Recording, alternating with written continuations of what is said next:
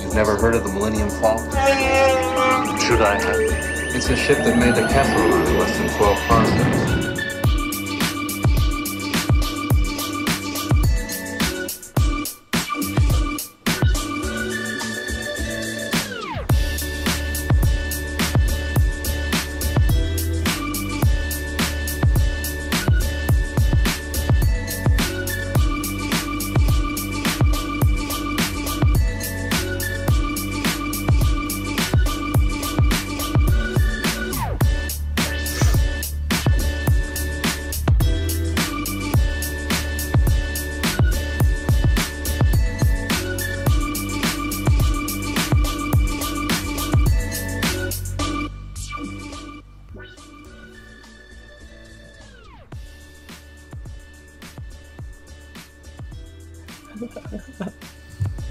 What is up, everyone?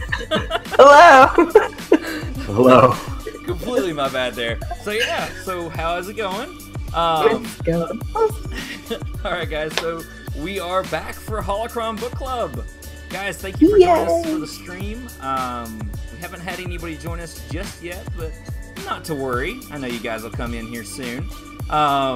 So bear with us if we have any technical difficulties. We're trying a whole lot of stuff tonight. But we're gonna go ahead and make sure that we got it great for you. So we'll go. Yeah, new computer. Yeah. Danny's got a computer that's gonna stream now. Well, in theory. In theory, yeah. We'll see how that goes. All right, cool. So let's go ahead and we'll dive in for tonight. So welcome everyone to Holocron Book Club, Kessel Run Weekly. My name is Danny. I'm Heather. And tonight we're joined by our spectacular friend, Todd Hoffman from WSTR podcast. Hello, everyone. Thanks for having me on. Absolutely, absolutely. It's going really well. Yeah. So cool, man. So we have you on tonight to talk about Leia, Princess of Alderaan. We're starting our book club, so we're at the first 10 chapters of the book. So we haven't quite got all the way through. These 10 chapters were really awesome. So with our Holocron Book Club, guys, if you haven't joined us for it before, we do like to take the book in pieces. So it's kind of something you can read along with, you can listen to after you finished it, milestones, all that good stuff, and give you a little commentary on that instead of trying to munch down the entire book in one setting. So without further ado, Heather. Little chunks. Yeah, right. Little chunks. So, Heather, you ready to go ahead and get us started on Leia, Princess of Alderaan by Claudia? Yes. Okay, so my overall impression of these 10 chapters was that she's strong, as we know Leia is, but she makes mistakes, a lot of mistakes. And we open on her day of demand, and I love how they are able to create feeling that the royal family are servers of, you know, they're service members of the community. It's not the other way around. Right. No, definitely. I completely agree with that. Now, that was something I always kind of wondered about Alderaan. And Todd, you may know more about I don't know if you know Legends history. I feel like you do. I do, yeah. Okay. Yeah. So, I mean, I don't know if it's ever been explored in Alderaan has been explored or anything like that, but I've always wondered the hierarchy, because she's the princess, but you never hear Bail or Breca, I think is how you say it. Breha? How do you say it? Hey, I think it's Breha. Breha. We'll go with that. So, yeah, you never hear them referred to as king and queen. Which I thought was interesting in this too, is that it's still not king, it's viceroy, which I kind of like that. Kind of has a cool tone to it. But yeah, so you've got queen and viceroy. So I thought that was interesting that it's almost like the monarchy for it is kind of just because we have to have a government. It's not really like the real thing, I guess I'm saying. I don't know. Maybe I'm saying that weird. What do you guys think? I think it's definitely like more medieval, you know? Okay. So it definitely has like that medieval feel. And it's almost like not real. It's almost like in a British hierarchy where it's kind of just there. It's not really taken Symbolic. like totally serious. Yeah, it's more symbolic than it is like actual, I would say, more kind of real substance there. It's just more kind of like there as, hey, we're the king and queen, and this is our princess. Definitely. That's definitely the vibe that I got on and everything, but I thought that was cool because like the whole culture, the whole everything around Alderaan, like you were saying, Heather, seems to be focused on the people. It's all about the people. It's all about serving the people. Right. Which is unique because you don't see that anywhere else in Star Wars. Kind of breaks your heart a little bit more too, knowing that they're no more. But yeah, kind of met their end there. But I mean, yeah, I don't know. Like that just fascinated me. And then the whole thing with the sword, what was it? The Rendon sword, I think is what it was. Like that was stinking cool. Like the whole time I'm envisioning it in my hand, and I could just see it like almost Wonder Woman style, like how she had the sword. Yeah, like that's what it made me think of. I'm like, yeah, get him, Leia. Yeah. But yeah, that whole ceremony and everything like that, I thought that was cool. That it seems like it's a culture based on tradition and helping others, which I think is really important to Leia's character as well as her father and her adoptive father and mother. I agree. And, they were such loving parents. And for her to feel what 16-year-old girl doesn't feel a little rebellious. And, she just takes it a bit far. Oh, yeah, definitely. Yeah. Well, what I was going to say to that, too, is like, so I like seeing rebellious Leia. Because even when she's rebellious, she has a purpose and a higher purpose to all of it. Of this is why I'm doing it. It's to help all these other people. But in truth, she's being a teenager, masking it with these higher purposes. So we all have a higher purpose when we're 16. That's true. That's true. I did. Yeah. Well, she seemed kind of more grown up than most 16-year-olds. She has to be. Has to be, exactly. At the same time, though, it was cool seeing that peek into her raising, basically. Her discovering, okay, well, I'm going to do these awesome and amazing things. I can't just jump out there and do these awesome, amazing things without consequences. I thought that was really interesting. What did you think, Todd? Yeah, that's cool. Yeah, I mean, I definitely like the book. Definitely captures her rebellious spirit. Yeah, I think at this beginning chapter is just more or less pomp and circumstance, and I was, definitely looking for substance, but it does set the world really well as far as like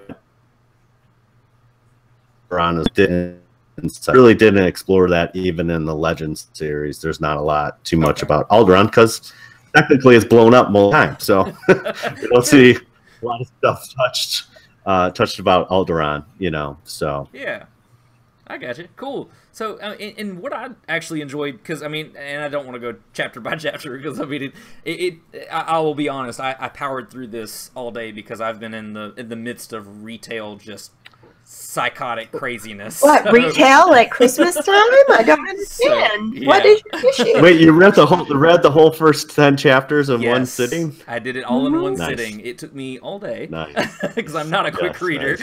Nice. But I mean, like, I've been trying to find time to do it like all weekend and everything, and with Thanksgiving, Black Friday, Cyber Monday, all these others, it's just been like, oh my gosh.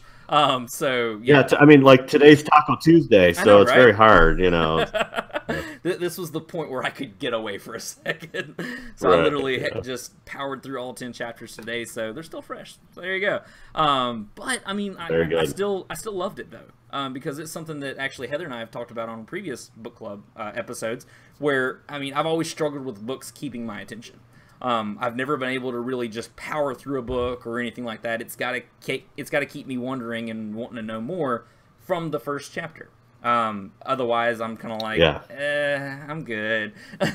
Where Thrawn was my first canon novel, the first book that I was able, like, I had to actually like ration myself because we were doing it in sections as well, and so I was like, I can't go past what we're supposed to go past, and stuff like that. And so, like, and this one's kind of got that with me as well. No, I think we lost Todd. Oh, there he is. Cool. I mean, this book's got me that way as well. Yeah. Sorry, go ahead, Todd. Can you hear us? No, I'm here. Oh, okay. Yeah, I'm here. Sorry. Yeah. I thought you were going to say something. I apologize. But I mean, this one I had to make myself stop, even though, I mean, we did have the show coming up, so that was probably a good factor in it as well. But nonetheless, but at the same time, though, like I loved the look into Leia's background and her life on Alderaan. Even so far as to her first crush. I thought that was neat. Keir Domati. What do you think of that, Heather? I think it's cute. I mean, I don't know. I don't understand why there has to be a romantic interest in every... She's a 16-year-old girl. I know. She's a 16-year-old girl with... I don't know. What do you think, Todd? I mean, I think we know if there's a payoff. I agree. I don't know if there's not a payoff, you know, if we don't see that kind of later on in the book, then I agree with you, Heather. I don't know if it's really necessary to have something like that, you know. And it was pretty much introduced right away in the book. It's like, you don't really need that. I mean, she's a strong enough female character that she doesn't need, you know, a man. So, oh yeah, a boyfriend. Yeah, boyfriend. The only thing I was thinking is that he is outspoken against the Empire. And so something bad might happen to him, and that might catalyze her even further into the rebellion, is the only thing I can think that's going to happen with this relationship. Because obviously he doesn't last. Yeah. Well, do you think, though... This is really dark. Sorry. He's canon fodder. It doesn't matter. Yeah. Well, I mean, and that's the thing is, though, is like I don't feel like the only reason that I feel like he may be a little necessary is because if without him, I feel like we already have Leia in A New Hope throughout the whole book, and so I feel like he helps in her character growth is the way that I'm seeing it. As far as because like she mentioned at one point where they're introducing themselves and they're introducing their hobbies and stuff like that. And she's going through all the things of, well, climbing the mountain's not a hobby. I've got to do that for this. And the Senate's not a hobby. I'm doing this because of this. Well, I mean, I think he's a great character. I just don't understand the romantic. Like, I can be friend, like me and you are friends, you know? I mean, we have meaningful conversations and we learn from each other, but it doesn't have to be romantic all the time. Well, true. And I don't think that they've crossed into romantic. I mean, she's attracted to him. Yes. But I mean... Again, she's a teenage girl, so... She's thinking about trying to figure out how he's going to get his arms around her. Well, and that... Actually, I'm glad that you mentioned that, because I like that scene. Because that is funny. It wasn't the typical teenage girl of, oh, I'm going to scoot a little bit closer, just a hint or something like that. It wasn't like that. It was, okay, well, should I have just acted like I couldn't do it? Should I have positioned myself wrong? She's like, no. If it's going to happen, it's going to happen. And there was Leia. Right. Yeah. Yeah. Yeah. And so I don't feel like it's sacrificing her character, him having a presence or a feeling toward her or anything like that, or with her, rather. I think that it's helping her find out more of who she is. That she's not the other girls. Cool. Sorry, I just rambled the whole thing. Yeah. No, you're good. Bravo. But I mean, that's what I would go whoa, but I can't. Yeah. That octave is forbidden for you right now. So, so cool. So, so talking about everything else in the book, I guess. So I'm digging the kind of like I don't know. Maybe it was just me, but I kind of felt reminiscent of the Thrawn book in a few places. How Leia reasons out things. The glimpses of getting into her mind and everything. Not saying that she's like Thrawn at all, but I like that that these writers in these cases are taking like tactical characters and giving you these inside looks into what they're thinking and their reasoning and stuff like that. Yeah, I mean it's the same style. I understand what now that I'm like it's not like Thrawn, but it's similar in the way where you're getting a little more dialogue in her head and what's the rationale behind how she kind of plays everything out, and that is really cool. It's very similar to what we saw in Thrawn. Definitely. And I like seeing her reasoning things out. Because, I mean, you have Leia who, I mean, as we see in A New Hope and everything, she's the one that acts. She's like, I mean, if you're not going to save our skins, I will. So, I mean, she jumps into it. She's the one that's the first in line. But seeing that she's rationalizing things as quickly as she can and then acting, I think that's kind of cool. I mean, not to say that she wasn't already, but to see that happening, to me, was neat. So. Yeah, cool. I thought what she did on Wabani was... yes, let's talk about that. Yes. So I had been thinking the whole time, for one, Wabani sounded really familiar. And our good friend Todd here, wanna clue us in on that one? Yeah, sure. So she takes her ship with Captain Antilles, which I thought was a kind of a cool little thing where Captain Antilles still saw her as a girl, and she kind of was miffed about it. You know, she's like, I'm going to show him, you know, basically. And they go to Wabani, and Wabani is from Rogue One, and that's the prison planet that we meet K2 and Jyn on. That's where Jyn is at in prison. Yeah. So it's a very desolate place. They kind of describe it as far as like there's a bunch of refuge, a bunch of very poor living conditions, and that's why she's going as almost like a missionary type, you know, quest to go and help save, you know, help these refugees. And so, yeah, when I first saw Wabani, I was like, I think that's Rogue One, and so it's from Rogue One. So. And see, I had wondered too, because like the whole time, every time they mentioned that name, I was like, it sounds familiar. It's, I mean, again, I powered through 10 chapters today, so there's no research to this. Right, yeah. But I mean, so I think that's a really cool parallel, and also a really sad parallel, because that's exactly where the book says that it ends up. With as far as them accepting the prison camp kind of style in order to survive. So obviously things don't get really any or much better than they were. Yeah, and in fact, it gets worse. By the time we see it in Rogue One, it is a prison planet, and you know, we don't know if the people that are on that planet are even just like living, or they're just in prison, you know, or they're slave labor or something like that, you know. So. Oh, definitely. And that's her fault, kind of. It could be, A little but bit. I did like how. Yeah, I did like how she outsmarted the Imperials to refugees back to Alderaan.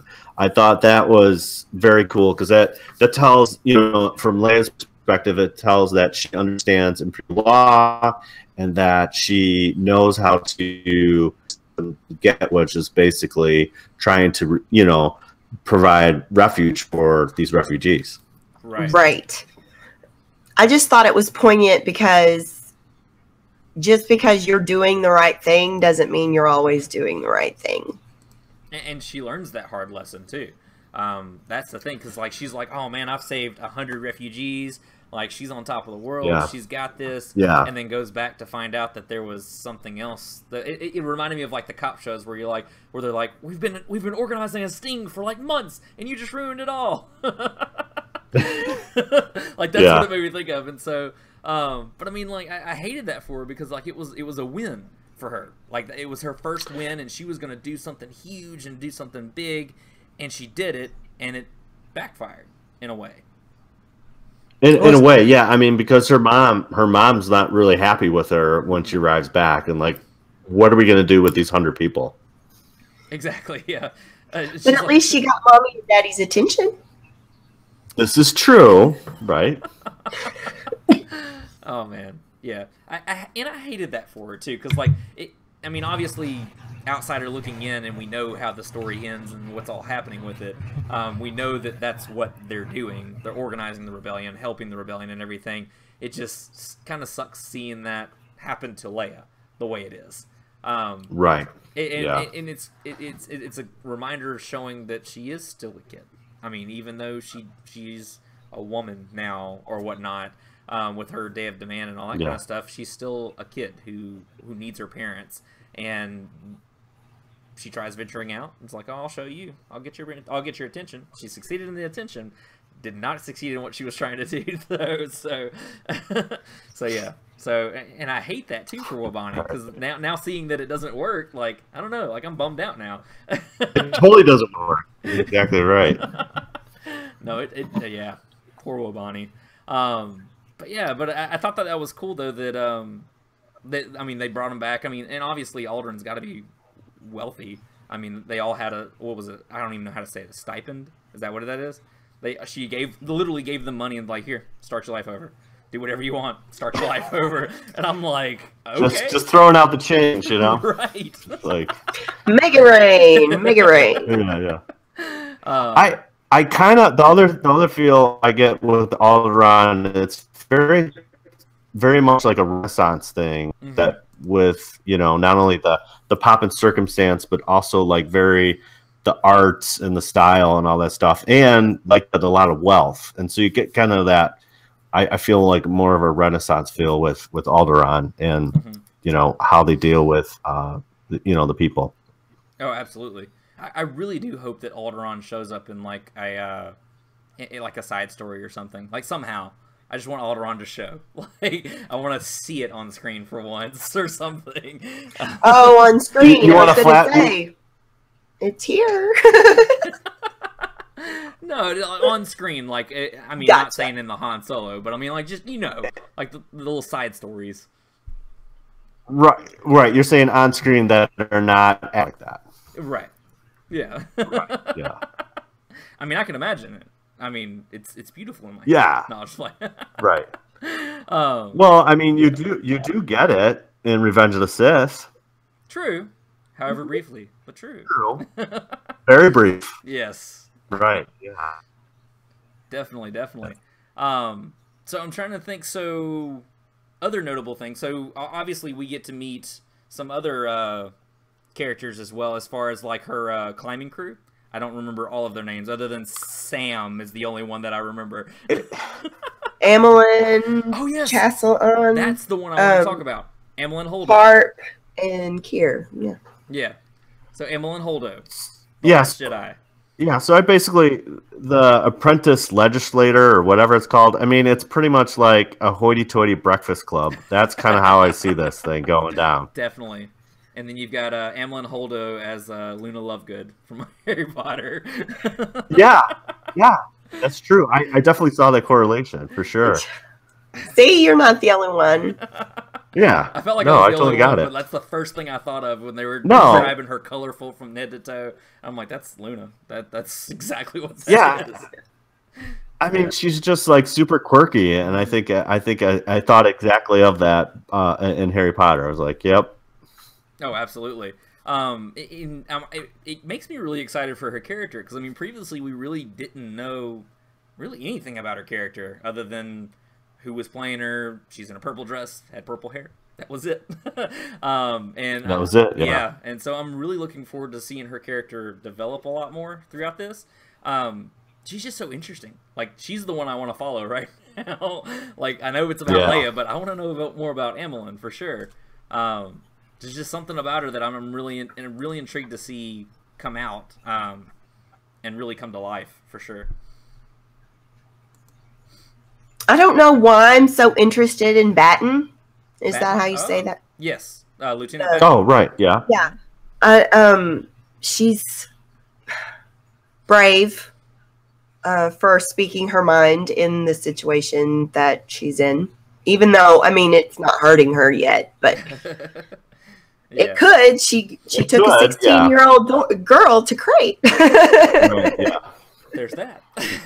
Without asking anyone whether or not this was legit. Yep. No, definitely. Right. So now that's the second planet that we know of, and now is referenced in this book, and we know we're going to see in The Last Jedi. So I was kind of curious why they would go back to that if there was already some kind of rebel cell in crates prior to what we're going to see in Last Jedi. I don't know. What did you guys think of that? So my thought on it, I'm thinking, because I mean, obviously the base on Dakar in Force Awakens, I believe that they're flushed out. That's done. Yeah, they're definitely on the run there. Maybe they're going back to where another remote place that they know that they might be safe. Obviously, we know they're not going to be safe with ATM. Well, I mean, it could be an abandoned base from. It could be kind of like the last. They could go. Like, yeah. What was that, Todd? Yeah, they could go back to Tatooine. Yeah, there you go. Tatooine, where yeah. So I mean, in all honesty, I mean, obviously, we don't really learn much about Crate other than the terrain, and the terrain of the planet, and that there's a rebel cell there. So I mean, I don't know.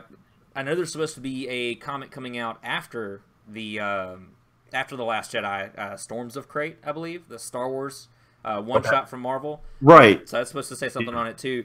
But I mean, I don't know. I think it may just be where they're retreating to, kind of like hey, here's where we're gonna try to make our last stand, and right, last ditch maybe. Yeah, I don't know. What do you think, man? Yeah, that's what I'm saying. I don't understand.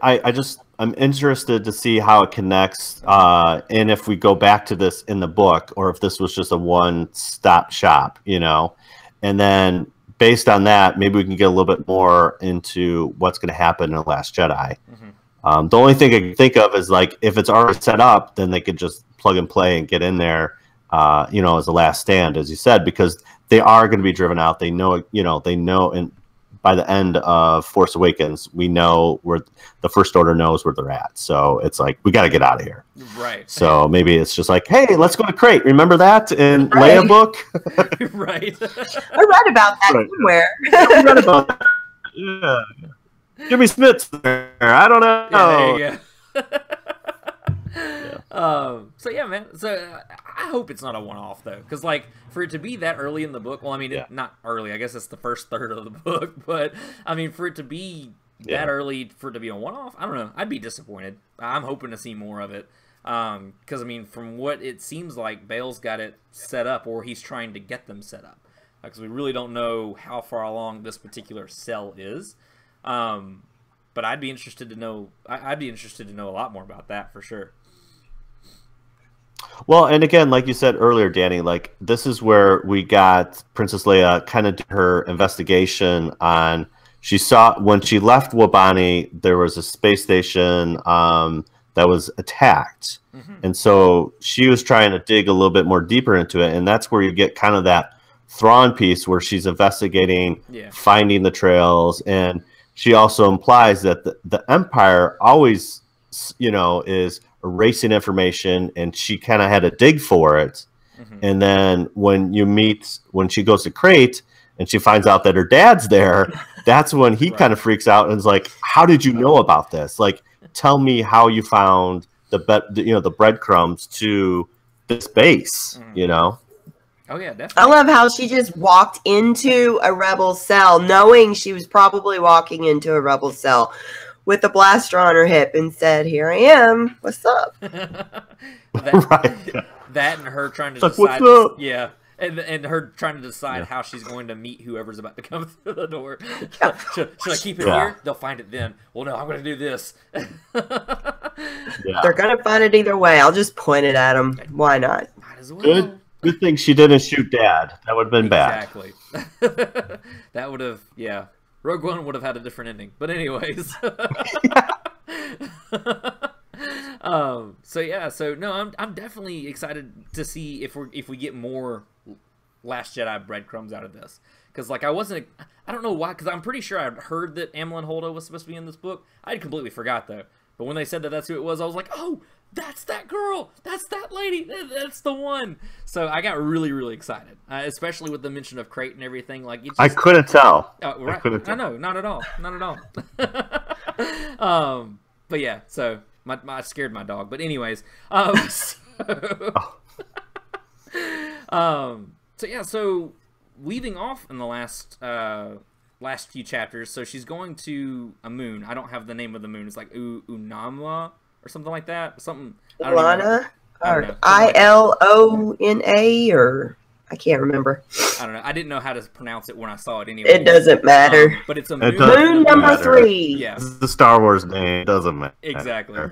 But it's one of the moons of Naboo, and I love how she prefaces this of like, oh yeah, I'm going to this, and you know, Mom, you'll be good with it, and they won't care because this is a safe one. This is a safe one, and then it's like, oh yeah, well, Oh, it's just a moon. yeah, it's just a moon, and it's like a moon of Naboo. It's like, oh, you're not doing anything but going to Palpatine's homeworld. Not a big deal at all. Or your real place. No big deal. Birthplace, that's true. Yeah, right. That's true. So yeah, so I'm interested because the way that ended, because I know the way that we've normally done our chapters, it kind of makes it seem episodic. That did that for me because it was like oh, it's nothing, and then you see something in the background like on fire or something. I don't know. It's like everything's gonna be great. And so I'm definitely interested to see where that's gonna go, and what antics she gets into there, and what we find. So yeah. Well, I'm also curious, like if Briha is trying to shield her from that at all. And, you know, like, again, we know that Leia is curious, and that's part of her character.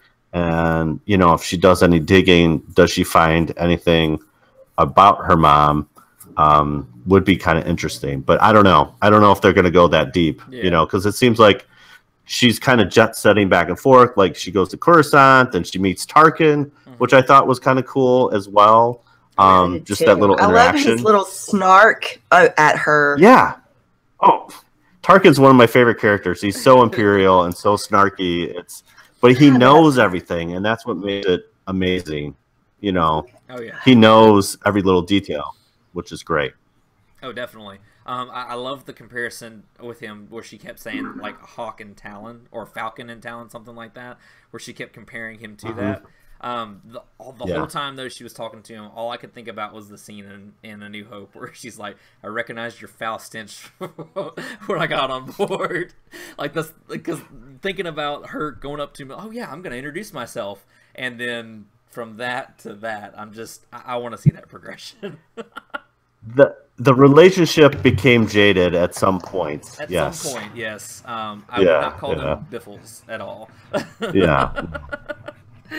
So yeah. So thinking about what you said about Naboo actually kind of got me thinking, Todd. So this is like I don't know.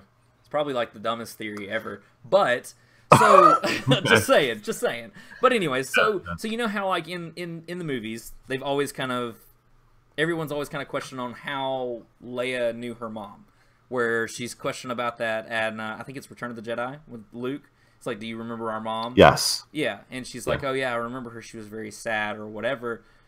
So the mountain that they're climbing, they had made mention of that being something like what is it? I'm trying to think of what they're called. The spiritual people will go up to the top of it, and it would get them closer to the Force, kind of stuff like that. Oh, right. So I wonder if through these travels and everything, I wonder if something happens to her through the Force, if we'll get that kind of thing, especially with from a certain point of view where we get the point of view of Yoda, who preferred to train her rather than Luke, and things like that. So I don't know. I think it would be interesting if, you know, as we progress through the book, if there is something where she just has that intuition, very similar to what we see with Luke and Anakin, just by having not really realizing the Force, and even Rey to an extent where you get that intuition, she just does what she does, and not realizing that it is the Force. It would be interesting if we get some of that as we progress through this book. Definitely. I would love to see her having that intuition or some kind of connection to the Force of something. Because, I mean, we get it very finite in the original trilogy, like kind of like Luke's over there, kind of stuff like that.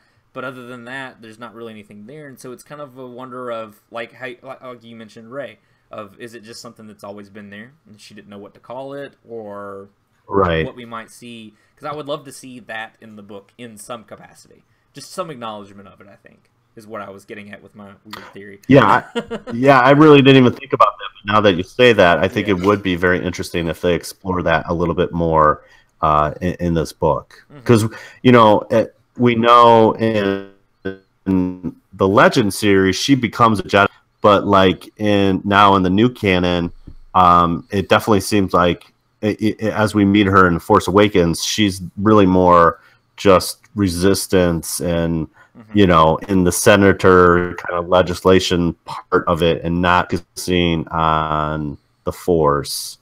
And so, you know, I would like to see if we do get some kind of glimpse of, yeah, I felt something, but I don't know what that is, but it led me to this spot or whatever. Right. Just something. Give me something. Yeah, just something. So yeah, so that's cool. So did anybody else have anything else they wanted to talk about on the book? Anything else we wanted to mention or anything like that? I mean, overall, again, just kind of overall of it, I do like the tone of it. I do like of Leia and how she gets to those, you know, what she's trying to do and what's the rationale behind that. So I think it's really good. I read Bloodlines from Claudia Gray, and I absolutely love that book. And so I'm really digging this book too. I think she's honed in on Leia and she's really writing it, but just how Thrawn. I mean, that's no one else can write Thrawn the way Timothy Zahn can, Right. and so I really feel like Claudia Gray is nailing the character and essence of Leia, and I'm really enjoying this book so far. I completely agree with that. Yeah. Leia has always been a favorite character of mine, but she's never been my favorite. But at the same time, like with this book, I don't know, like I'm getting a newfound appreciation for the character. Getting to see her becoming who we meet eventually. Even so much as in Rebels, where she's helping her dad and all this other kind of stuff, and meets up with Kanan with them.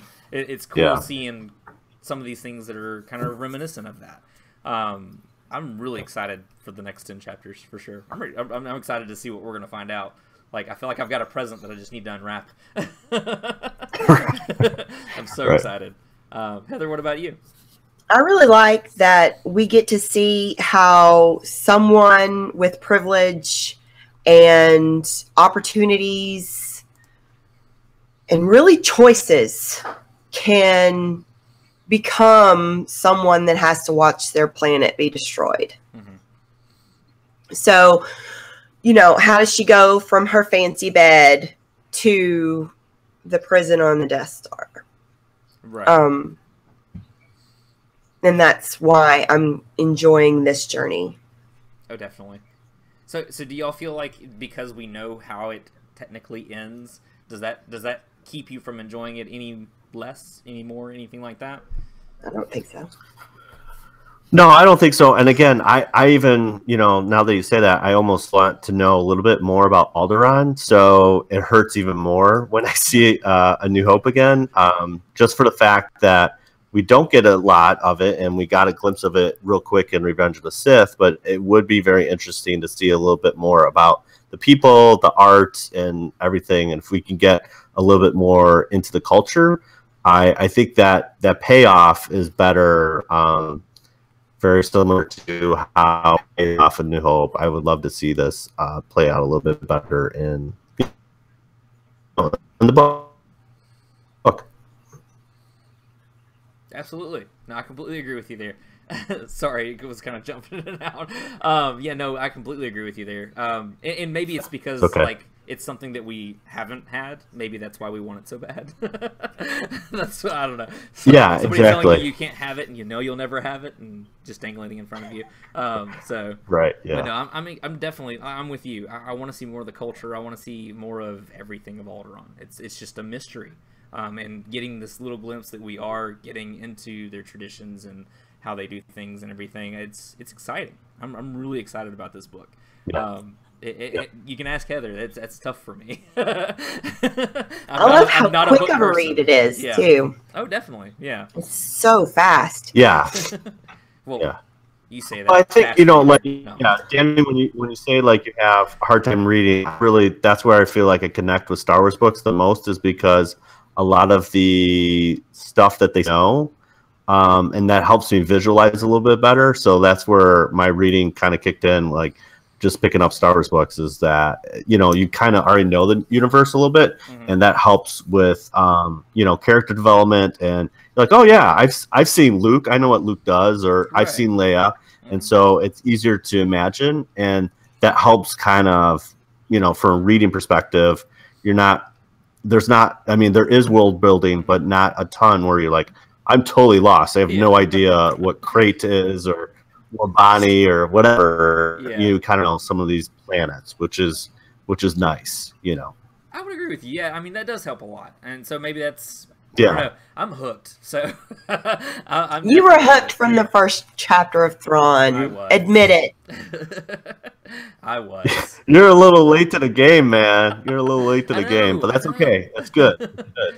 We got a lot of them to read, but we're gonna read them. We're definitely doing it. So yeah, Right. I'm all in now. All thanks Yeah. to her.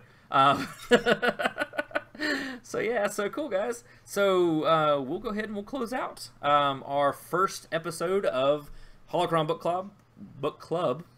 I don't know what just happened there. Holocron Club. Book Club. I'm gonna clob you. Club. Yeah. So Holocron Book Club for Leia, Princess of Alderaan, the first 10 chapters. Thank you so much for joining us, Todd. I really, really appreciate it. I really appreciate you coming on. Yeah. Yeah, thank you. Thanks for having me. Yeah, absolutely. And can you tell everybody where to find you and your podcast?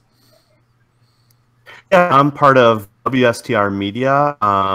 We're kind of like a public radio kind of style of Star Wars. And so we can be found on WSTR Media, all one word, all lowercase.